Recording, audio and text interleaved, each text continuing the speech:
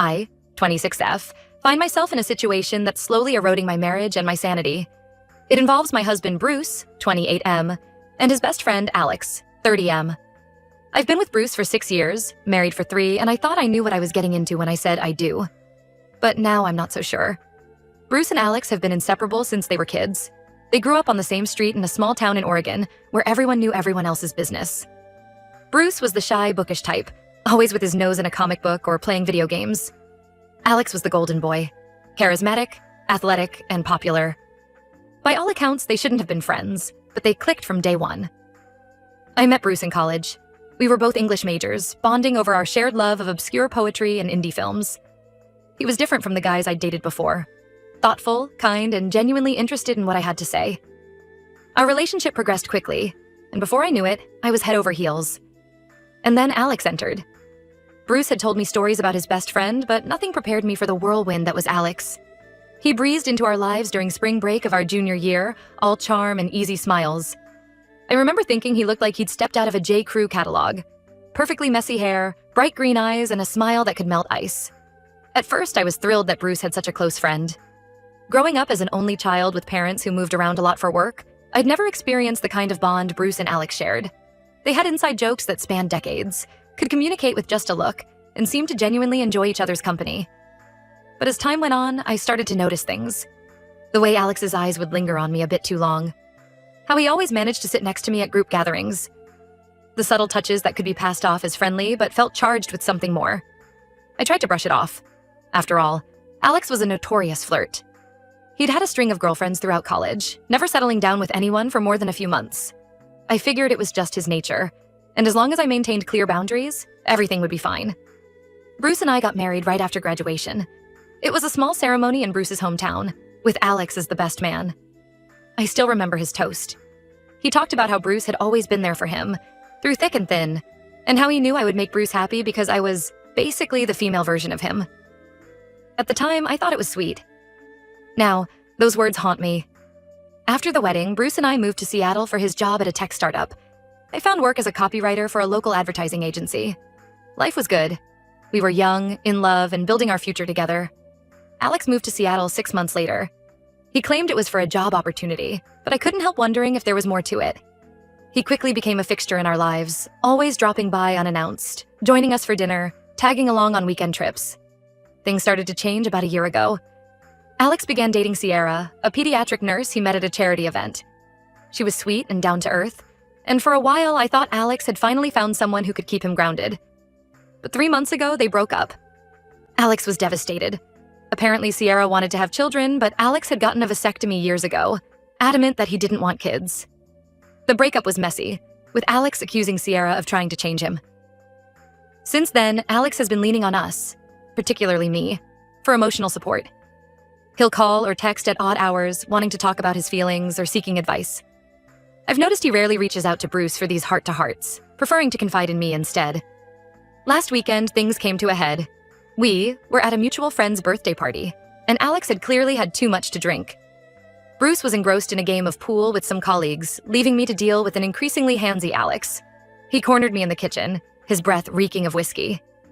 "You know," he slurred, leaning in close. "Bruce is a lucky guy. If I'd met you first." He trailed off, his hand coming to rest on my waist. I froze, unsure of how to react without causing a scene. Thankfully, another friend walked in at that moment, breaking the tension. Alex stumbled away, leaving me shaken and confused. Now, I'm at a loss. Do I tell Bruce about Alex's behavior? I'm worried it could destroy their friendship, and I don't want to be the cause of that. But I also can't continue like this, constantly on edge around someone who's supposed to be a close friend. To make matters worse, we have a camping trip planned next month, just the 3 of us. It's an annual tradition that started back in college, but the thought of being isolated in the woods with Bruce and Alex for a whole weekend fills me with dread. I love Bruce with all my heart, and I value the friendship we've built with Alex over the years, but I'm starting to feel like I'm caught in the middle of something I never asked for. There's a part of me that wonders if I'm overreacting. Maybe Alex is just going through a rough patch and needs support. Maybe I'm reading too much into innocent gestures. But then I remember the look in his eyes at the party, the weight of his hand on my waist, and I know in my gut that something isn't right. I've thought about talking to Sierra, Alex's ex, to get her perspective. but I'm worried that might be crossing a line. Plus, I don't want to drag her into this mess if I'm just imagining things. Bruce has always been somewhat oblivious to social cues. It's one of the things I love about him, his innocent, trusting nature. But now, I find myself wishing he were more perceptive. Maybe if he noticed Alex's behavior, I wouldn't have to be the one to bring it up. I'm lost and could really use some advice. How do I navigate this minefield without blowing up my marriage or my husband's most important friendship? Should I confront Alex about his behavior? Or do I need to have a serious conversation with Bruce about setting some boundaries with his best friend? I feel like I'm walking a tightrope, and one wrong move could send everything crashing down. Any insights or experiences would be greatly appreciated. Update 1. It's been a month since my original post, and I wish I could say things have improved. Unfortunately, the situation has only become more complicated and distressing. First, I want to thank everyone who responded to my original post. Your advice and support gave me the courage to have a conversation with Bruce about Alex's behavior. It didn't go as well as I'd hoped. When I brought up my concerns, Bruce was initially dismissive. He laughed it off, saying, "That's just how Alex is. He's a friendly guy." When I pressed the issue, describing some of Alex's more inappropriate actions, Bruce's demeanor changed. He became defensive, accusing me of misinterpreting things, or worse, encouraging Alex's attention. "Maybe you're the one who's developing feelings for him," Bruce snapped. "Is that why you're suddenly so obsessed with his behavior?" I was stunned. I've never given Bruce any reason to doubt my loyalty, and his accusation hurt deeply.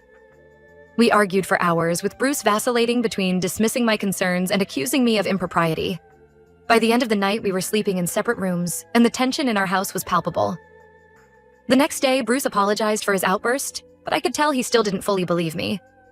He suggested that maybe I was just feeling insecure because of how close he and Alex are. It felt like he was gaslighting me, making me question my own perceptions. Despite my misgivings, we went ahead with the camping trip as planned. I hoped that being in a neutral environment might help clear the air. I couldn't have been more wrong. The first night around the campfire started pleasantly enough. We roasted marshmallows, shared stories, and for a while it felt like old times. But as the night wore on and the beer flowed freely, things took a turn. Alex, emboldened by alcohol, became increasingly flirtatious. He kept finding excuses to sit next to me, his thigh pressing against mine. At one point, while Bruce was fetching more firewood, Alex leaned in close and whispered, "You know, I've always wondered what it would be like if we'd met first, before Bruce." I recoiled, making it clear his advances were unwelcome, but the damage was done. Bruce returned just in time to see me pushing Alex away, and his face darkened with anger and hurt. The rest of the trip was a disaster. Bruce alternated between giving me the cold shoulder and picking fights over trivial things. Alex, seemingly oblivious to the tension he'd caused, continued to try and engage me in private conversations. By the time we returned home, I felt like I was walking on eggshells in my own marriage. Bruce's trust in me seemed shattered, and he began checking my phone when he thought I wasn't looking. He started making snide comments about my relationship with Alex, implying that I was the one pursuing his best friend. Things came to a head last week when Bruce announced that Alex would be staying with us for a while. Apparently, Alex had lost his job and needed a place to crash until he got back on his feet. Bruce didn't even consult me before making this decision. I tried to protest, explaining how uncomfortable I was with the idea, but Bruce shut me down. "He's my best friend," he said coldly. "I'm not going to abandon him just because you're feeling insecure." So now Alex is living in our guest room. The atmosphere in the house is unbearable. Bruce spends most of his time with Alex, leaving me feeling like an outsider in my own home. When we are together, Bruce is distant and suspicious, questioning my every move. Alex, for his part, seems to be reveling in the situation. He's constantly around, inserting himself into every aspect of our lives. He walks around shirtless, makes suggestive comments when Bruce isn't within earshot, and finds excuses to be alone with me. I feel like I'm losing my mind. My marriage is crumbling, my husband doesn't trust me, and I'm living under the same roof as someone who's actively trying to undermine my relationship. I've thought about leaving, but where would I go? Bruce and I moved to the city for his job, and all our friends here are really his friends. I feel isolated and trapped. I don't know what to do anymore. How did things spiral so out of control? How do I fix this mess when my husband won't even listen to me? I'm starting to wonder if there's any way to salvage my marriage, or if I'm fighting a losing battle. Any advice would be greatly appreciated. I feel like I'm drowning, and I don't know how much longer I can stay afloat. Update 2. It's been 2 weeks since my last update, and I'm still reeling from everything that's happened. I want to thank everyone who reached out with support and advice. Your words gave me strength when I needed it most. The situation with Bruce and Alex continued to deteriorate. Living under the same roof as Alex became unbearable. He grew bolder in his advances, often cornering me when Bruce wasn't around. I felt like a prisoner in my own home, constantly on edge and afraid to be alone. Bruce's behavior didn't improve either. He became increasingly paranoid, accusing me of sneaking around with Alex behind his back. The trust between us was completely shattered. One night, after a particularly nasty argument, Bruce stormed out of the house. He didn't come back until the next morning, reeking of alcohol and refusing to tell me where he'd been. I knew I couldn't continue living like this. I reached out to my sister Emma, who lives a few hours away. I confided in her about everything that had been happening. She was horrified and immediately offered me a place to stay. The day I decided to leave was both the hardest and easiest of my life. I waited until both Bruce and Alex were out of the house. I packed a bag with essentials, wrote a note explaining that I needed some time away to think, and left my wedding ring on the kitchen counter.